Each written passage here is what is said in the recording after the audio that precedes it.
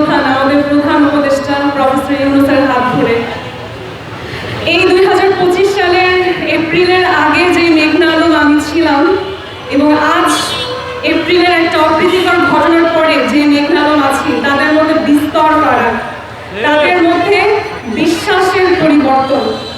এপ্রিলের আগে আমি বিশ্বাস করতাম যে গণজাগরণের মাধ্যমে, জনগণের জাগরণের মাধ্যমে আমরা নতুন করে স্বাধীনতার স্বাদ পেয়েছি। সেখানে আমরা এমন একজন মানুষকে দেশের দায়িত্ব দিয়েছি যার উপর ভরসা করা যায়, যে আমাদের কাছে, জনগণের কাছে, জনগণের জন্য চিন্তা করে এমন মানুষ। সেই যে উপদেষ্টা মণ্ডলী, সেখানে আমরা এমন এমন মানুষকে বসিয়েছি যারা আমাদেরকে অনেক প্রতিশ্রুতি দিয়েছিলেন যে যখন ক্ষমতায় আসবেন তারা দেশ বদলে দিবেন। আমাকে যখন বেআইনিভাবে তুলে নিয়ে যাওয়া হয় এবং জনসম্মুখে বলা হয় আমাকে অ্যারেস্ট করা হয়েছে, কিন্তু সেই অ্যারেস্টের কোনো ডকুমেন্ট নেই, কোনো অভিযোগ নেই, কোনো মামলা নেই, অথচ বিনা অপরাধে বাংলাদেশের জেলে একজন নারী ছিল। আমাদের আইন উপদেষ্টা বলেন ভুল হয়ে গেছে। কি হয়েছে? ভুল। অথচ যদি ভুলই হয়ে থাকে তাহলে যারা আমাকে তুলে নিয়ে গেছিল তাদের শাস্তি কেন দেওয়া হয়নি?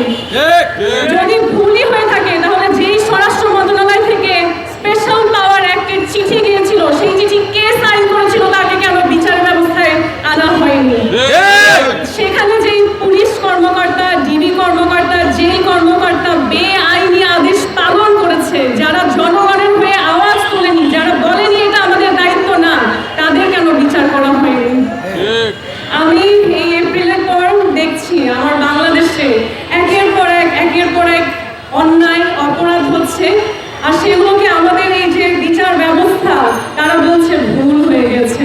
সরকার বলছে আপনারা আওয়াজ তুলেন, আমরা সংস্কার করবো, আমরা পুলিশের পোশাকের রং সংস্কার করেছি। আমরা কি রঙের সংস্কার চেয়েছিলাম?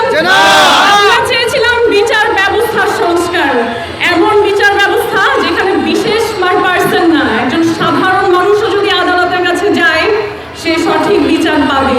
অথচ আমরা দেখছি ক্ষমতাশীলরা কলকাঠি নাড়ে, শুধু দেশের ভেতর থেকে না, দেশের বাইরের থেকেও তারা কলকাঠি নাড়ে।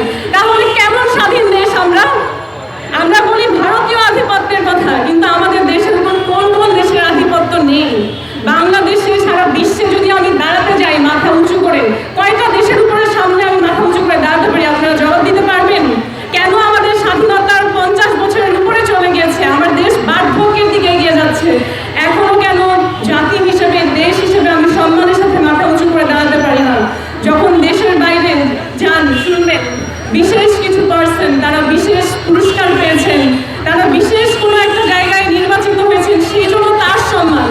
কিন্তু বাংলাদেশের নাগরিক হিসাবে মানুষ যখন শুনে যে এই পার্সনটা বাংলাদেশ থেকে এসেছে, তার জন্য কি কোনো ভারতীয় বা ইউরোপিয়ানের মতন আলাদা সম্মান থাকে?